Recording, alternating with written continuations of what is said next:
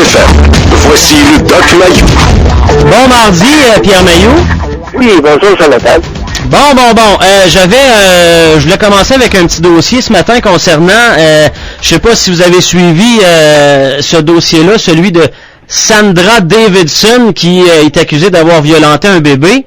Oui. À 4 ans et demi, des lésions au cerveau, Doc, l'impact sur le développement de ce bébé-là, de cet enfant-là, ça peut être quoi? Imprévisible. OK. On sait pas trop. On sait pas trop parce que le cerveau est très peu formé encore à 4 ans. Il y a des régions qui sont pas formées du tout. Par contre, il y a des régions qui ont été lésées. Alors, on le sait pas. Mais est-ce que c'est sûr qu'il va y en avoir ou même pas? C'est plus sûr qu'il va y en avoir. Maintenant, quel degré de sévérité, complètement, personne n'est capable de prédire ça. Mais tu sais, ça peut être exemple concentration, ça peut être langage, des choses comme ça, là. Langage, trouble de motricité, atteinte du quotient intellectuel, diminution du quotient intellectuel, dyslexie, ça peut être toutes sortes de choses. Ouais, complètement imprévisible. Parce que le cerveau est complexe, alors ça dépend des régions touchées. OK. Et ça dépend des régions qui ne sont pas développées, comment elles vont se développer à partir de la matière qui a été un peu brisée. C'est très spécial parce qu'il faut comprendre que le cerveau d'un bébé, c'est comme du diamant.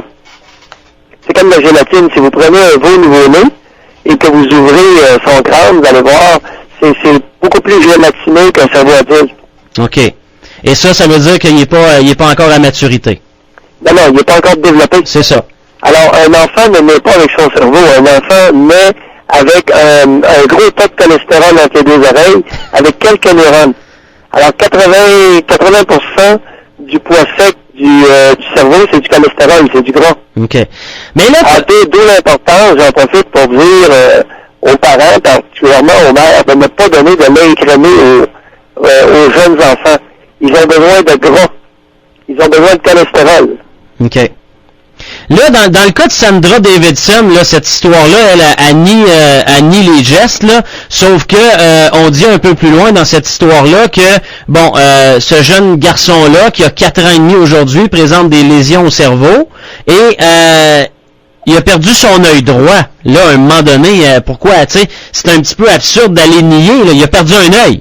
Oui, mais attends un petit peu, là, Jonathan, est-ce que c'est elle qui l'a brossé ou c'est quelqu'un d'autre? Alors, faut prouver, hors de tout doute, que c'est elle qui l'a brassé. OK. Soyons prudents. Mais là, c'est sa gardienne et elle se retrouve là, exact? Oui, mais cet enfant-là, il y avait une gardienne, il y avait des parents, puis il y avait des grands-parents. Alors, qui l'a brassé? OK. Dans les heures qui ont précédé, est-ce que c'est un des parents ou c'est la gardienne? Et ça va être ça le rôle de l'avocat de la défense de cette femme-là, c'est de démontrer qu'il y avait d'autres adultes qui auraient pu l'avoir brassé. Ouais, et... Je pense que c'est assez indéniable que l'enfant ait été brassé. Ouais. Maintenant, qui l'a brassé? OK. Mais normalement, là je dis normalement, c'est complètement anormal quand même comme situation, là, mais devant un cas comme celui-là, est-ce que la probabilité que ce soit une personne autre que les parents est plus grande que, exemple, 50%? Selon ce que vous avez. Non, ben là, écoute, d'après ce qu'on en sait de cette histoire-là, c'est soit un des parents ou la gardienne. Parce qu'il y a une question de temps. Alors, qui a eu accès à ce bébé-là dans les heures qui ont précédé? OK. Et ça prend pas grand-chose pour qu'il y ait des dégâts sur un bébé? Pardon, ça prend, comment tu dis ça? Ça prend pas grand-chose. On parle du bébé secoué, là, les gens ils pensent secoué, mais c'est vraiment juste là brasser un petit peu, ça peut être très mauvais pour un enfant, c'est ce que vous nous avez déjà dit, Doc. Oui, plus jeune est le bébé, plus dangereux sont les secousses. Ouais. Plus dangereuses sont les secousses. Alors moi, ça en prend pour l'assommer. OK. Il faut bien comprendre que lorsque vous brassez un bébé, vous l'assommez. Parce que le cerveau flotte dans le crâne. Et ce flottage-là fait en sorte que le cerveau va frapper contre la boîte crânienne. C'est comme l'équivalent d'un coup de poing. Ouais. On change de registre, Doc. La violence psychologique est l'arme favorite de la femme. Qu'est-ce que vous en pensez? Ah ben oui, la méchanceté, écoute, la méchanceté est partagée équitablement entre les deux sexes. et la violence verbale. Les femmes sont capables d'être méchantes et destructrices, particulièrement entre elles, en utilisant des mots. Mais l'impact sur le conjoint, par exemple, dans une relation de couple, là, ça peut être quoi? Oh, c'est très variable. Allô? Oui, c'est très variable, Jonathan. OK. On ne peut pas prévoir. Ça dépend de ce qui est dit, ça dépend des circonstances, ça dépend de la sensibilité du conjoint, ça dépend de la vulnérabilité. Mais il y a des femmes qui sont capables de démolir un homme, indéniablement. Parce que là, il y a une chercheuse ici, Pierre, qui nous compte, elle s'appelle Sophie Torrent. Ce qu'elle nous dit, l'une des formes de violence psychologique les plus insidieuses consiste à manipuler l'homme en l'incitant à la violence physique. Et après ça, c'est lui qui est dans le trouble. Jonathan, on va prendre ça avec un grain de sel, si tu es d'accord. Oui, on en jase. Pourquoi on prend ça avec un grain de sel? Parce que, tel que dit, on peut se demander si elle n'est pas en train de diminuer la responsabilité des batteurs de femmes. Oh, intéressant. Ben oui, et si tu remarques bien la façon dont tu l'as phrasé, là, oui. C'est faux. On se demande si c'est pas une tentative masquée de diminuer la responsabilité des morons. Et il y a des femmes qui vont effectivement minimiser, banaliser, diminuer la responsabilité des batteurs de femmes.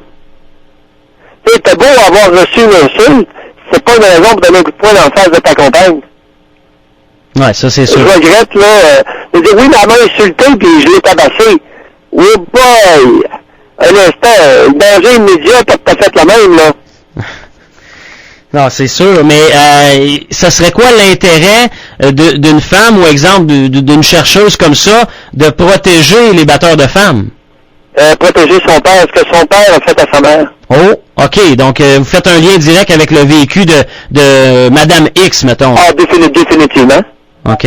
Définitivement. L'affirmation que tu viens de mentionner, ce serait vraiment intéressant de demander à la tête chercheuse, écoute, est-ce que tes parents ont eu des problèmes concernant cette problématique-là? Parce que moi, je l'ai cité, là, elle a vraiment dit ça. Elle a dit l'une des formes de violence psychologique les plus insidieuses consiste à manipuler l'homme en l'incitant à la violence physique. Et ça peut arriver. Ouais. C'est des choses, ça existe. Maintenant, soyons extrêmement prudents d'en embarquer là-dedans. OK. Parce que c'est ce que le groupe d'hommes de Québec, là, c'est ce qu'ils prétendent, hein. Alors, il faut faire attention pour ne pas alimenter des rationalisations dans une scène de batteurs de femmes. J'ai une question, Doc. Oui. J'avais pris ça en note, je pense que ça fait 2 semaines, vous aviez dit ça, puis on était dans un autre sujet, puis je voulais vous en reparler. Vous avez dit un de ces matins, les hommes ont appris à pleurer. Et là, vous aviez fait la parenthèse surtout devant les juges. Je voulais vous entendre davantage là-dessus, vous avez piqué ma curiosité. Ben oui, parce que depuis 30 ans au Québec, régulièrement à la télévision, on entend dans toutes sortes d'émissions l'incitation de la part de femmes envers les hommes à exprimer supposément leurs émotions et à pleurer. Et il y a beaucoup d'hommes qui sont embarqués là-dedans. Et qui pleurent allègrement, qui pleurent à volonté, qui pleurent à souhait, qui pleurent facilement. Et c'est une façon de manipuler. Alors, tous les pleurs ne sont pas des manipulations, mais les pleurs peuvent être une façon de manipuler. OK. Et donc, devant la justice, un homme qui pleure, il peut peut-être avoir un certain impact en sa faveur sur le verdict final.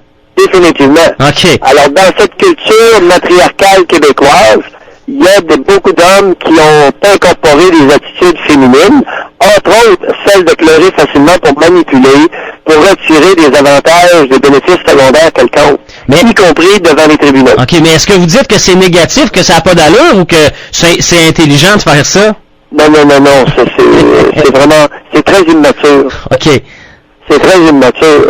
Je ne dis pas que toute larme est un signe d'immaturité, mais particulièrement chez les hommes, les larmes ont avantage là, à être utilisées avec parcimonie. OK. Parce qu'elles peuvent être un signe d'immaturité.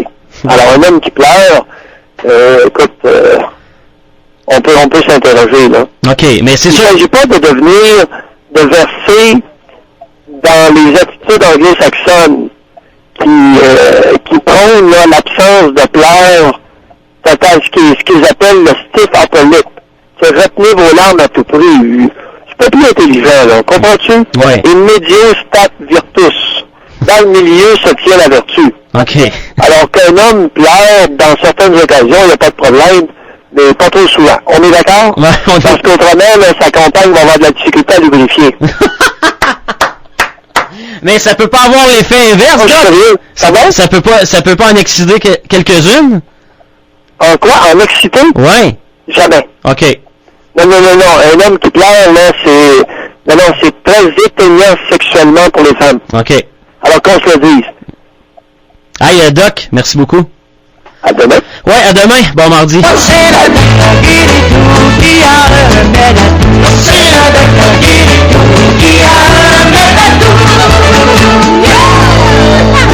Le Doc Mayou. Du lundi au vendredi à 8h05 et 17h45. GoFM, Latitude Rock. Les commentaires du Doc Mayou, une présentation